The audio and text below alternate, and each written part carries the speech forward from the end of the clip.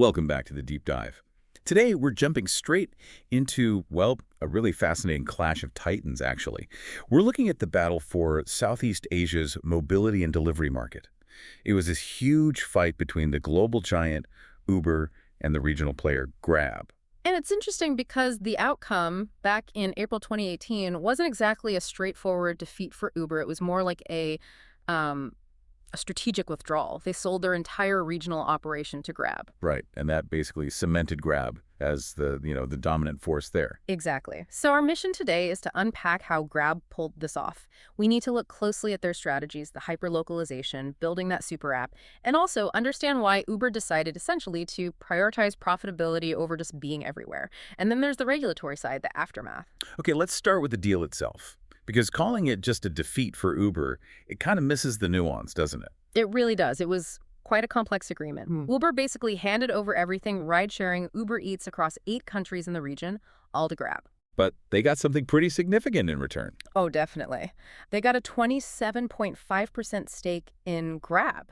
That made them Grab's single largest shareholder overnight. Wow. And, crucially, Uber's CEO at the time, Dara Khosrowshahi, he joined Grab's board.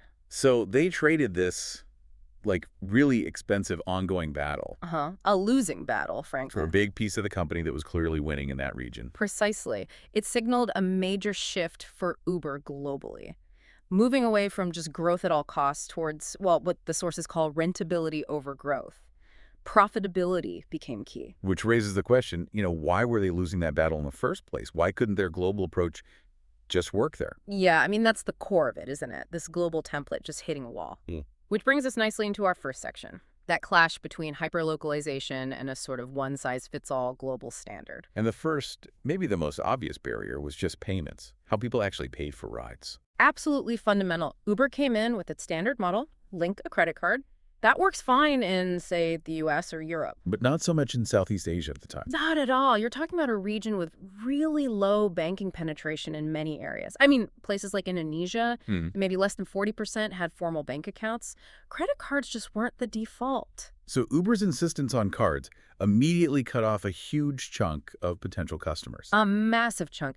Grab, on the other hand, they adapted immediately. They saw the reality on the ground. Cash payments. Cash payments right from the start. It was essential for access. And, that wasn't just a tactical fix. Building the infrastructure to handle cash actually laid the groundwork for what became GrabPay, their digital wallet, which was foundational later on. Okay, so payments was one big adaptation. What else? The actual product, what people needed to get around. Right, this is where it gets visual.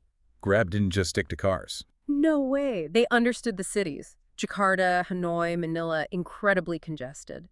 A standard car isn't always the best way. So they introduced Grab Bike, motorbike taxis. Exactly. Essential for cutting through traffic jams. And in places like Thailand, they added Grab Tuk, the auto rickshaws. These weren't just novelty options. They were solving a real practical problem. They were necessary transport tools. Uber, meanwhile, was pretty rigid. They stuck mainly to cars, prioritizing that consistent global brand experience over, well, what actually worked best locally. It seems obvious now, but maybe back then, adapting the core product like that felt like diluting the brand for Uber. That seems to be the case, a kind of corporate inertia, perhaps. They were built around the car model globally. Deviating maybe seemed too complex or off-brand at a corporate level. And then there was a human element, the support. Yeah, that's important too. Grab invested in local support centers. You could actually talk to someone. In your own language. In your local language, yes. Bahasa, Tagalog, whatever was needed. That built trust, especially for people maybe using a digital platform for the first time. Uber's support often felt more remote, automated. So that one-size-fits-all approach, it just didn't connect on multiple levels. It really struggled against Grab's much more granular, locally focused strategy. Okay, so Grab's winning on the ground with localization. But then they took it a step further, didn't they? This whole super app idea. Ah, yes. Section 2. This was, I think, the truly transformative move. Grab had this vision shift. They stopped thinking of themselves as just a transport company. And started seeing themselves as a platform for daily services, competing for the user's time, their daily needs, right on their phone screen. That was the game changer. Which sounds great, but how did they actually build that out? It seems like a big leap. They were smart about it. They leveraged what they already had, that dense network of drivers and users from the ride-hailing side. So first logical step, delivery. Exactly. Grab food for meals, Grab Mart for groceries, same drivers, same app interface, same user base. It just made sense. Yeah, and it boosted efficiency, right? Kept drivers busier. Massively. Higher utilization rates, more revenue per driver. It strengthened the whole platform economically. But the really deep integration, the thing that created that moat you hear about, that was finance. That was the masterstroke, I think. GrabPay evolved, and then Grab Financial. They weren't just adding a payment button. They were looking at the huge number of unbanked or underbanked people in the region. And offering them services traditional banks maybe weren't providing. Precisely. Things like microinsurance for drivers, small loans, maybe for a new phone or vehicle repairs, working capital for small businesses that were suddenly needing to operate online. Solving real-life problems beyond just getting from A to B. Exactly. And this is where that powerful network effect really kicks in. Explain that a bit more. How did adding, say, insurance make people stick with Grab for rides? Well, it all connects. If you use GrabPay for your daily coffee, get a small loan through Grab Financial, maybe have insurance linked to your driver account, and order dinner via GrabFood, you're deeply embedded in that ecosystem. Switching to a competitor suddenly becomes a huge hassle. A huge hassle. You lose your payment history and your loyalty points, your financial integrations. The cost of switching becomes incredibly high. It increases the user's time of permanence, as the analysts call it. Makes the platform incredibly sticky and defensible. Okay, so Grab is building this fortress locally. Meanwhile, what's happening with the finances? This fight must have been costing a fortune. Section 3, right, the financial war. Oh, billions. Both sides were burning through cash like crazy, heavily subsidizing rides just to grab market share. It was a classic war of attrition. But the investors behind them had different perspectives, different timelines. Completely different contexts. Grab was fighting on home turf. Its major investors like SoftBank and DD Chexing, they understood Southeast Asia. They knew it was a long-term play. Capturing a market of, what, 650 million people? Exactly. They were patient. They saw it as maybe a 10-year investment, not something that needed to show profit in 2 years. Uber's situation was less patient. Much less patient. By 2018, Uber was dealing with a lot globally. The whole Travis Kalanick fallout, legal issues, image problems. And the big one, the looming IPO. The IPO was critical. Dara Khosrowshahi's mandate was basically to clean things up, stabilize the ship, and get ready to go public. And public markets want to see a path to profit. So continuing to pour billions into Southeast Asia, where they were clearly number 2? Just didn't make sense anymore, especially when that cash was arguably needed to shore up their core markets before the 2019 IPO.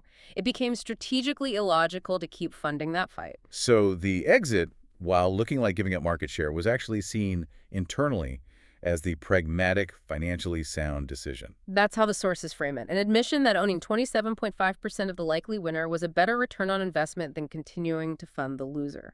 A shift towards that mature and pragmatic capitalism.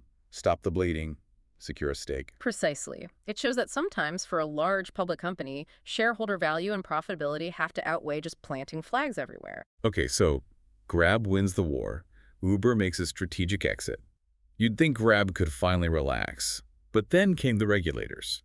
Section 4. Yeah, victory came with immediate strings attached. The sheer speed and scale of the merger, one dominant player suddenly controlling so much of the market, set off alarm bells. Antitrust investigations popped up pretty quickly. Instantly, Singapore, the Philippines, Malaysia, their competition authorities launched investigations. What were they worried about specifically? The classic fears with monopolies or quasi-monopolies, that with less competition, prices for consumers would inevitably go up. And innovation might slow down. And innovation could stagnate, exactly. The Competition Commission of Singapore, the CCS, cited studies showing these risks. Grab now had immense power over both riders and, crucially, drivers. So what did the regulators like the CCS in Singapore actually do? Did they try to block it? They didn't block it retrospectively, but they imposed some pretty strict conditions, corrective measures, to try and mitigate the negative effects. Like what? Grab was forced to maintain its pre-merger pricing algorithms and fair transparency for a period. They couldn't just hike prices immediately. Okay, that makes sense for consumers. What about drivers? This was key. They had to lift any exclusivity clauses. Drivers had to be free to work for other platforms simultaneously if they wanted to. Ah, so preventing Grab from locking down all the drivers. Exactly. And related to that, they even mandated that Grab had to allow drivers to use rival apps without being penalized this rival app unlocking. That's fascinating. Why was that specific point so important?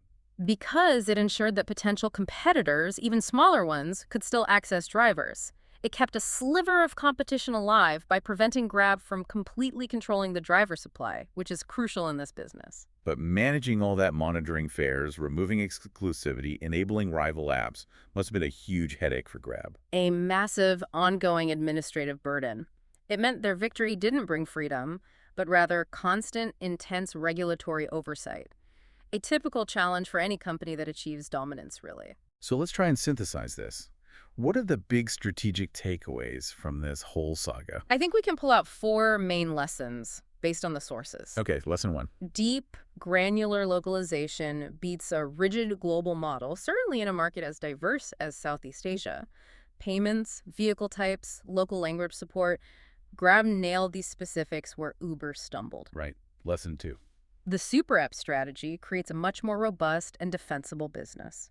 Diversifying into payments, food, finance built that powerful network effect, that stickiness, much stronger than just being a taxi app. Makes sense. Third lesson.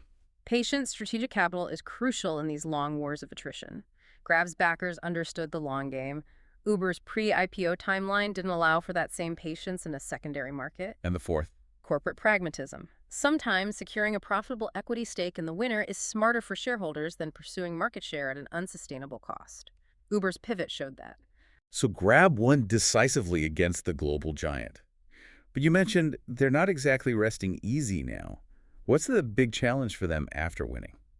Well, it really boils down to converting that hard-won market dominance into sustained profitability. That's the ongoing struggle. They're still facing pressures. Absolutely. They have the high operational costs of running this massive, complex platform, the constant regulatory scrutiny we just talked about, and competition hasn't vanished. Right. Players like Gojek, now GoTo, are still there, and new alliances are forming. Yeah, GoTo remains a major rival, especially in Indonesia, and you see others like AirAsia trying to leverage their brand into the super app space.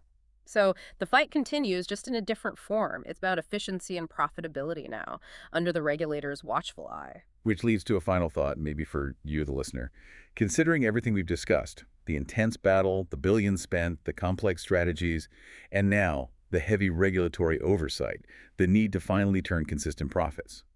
Which phase is actually harder for a platform like Grab? Is it winning that brutal war against a global competitor like Uber? Or is it navigating the peace succeeding day to day under the constant pressure of antitrust authorities and the relentless demand for profitability? Something to think about. Winning the war or winning the peace? We'll leave you with that question. Until next time on The Deep Dive, keep digging deeper.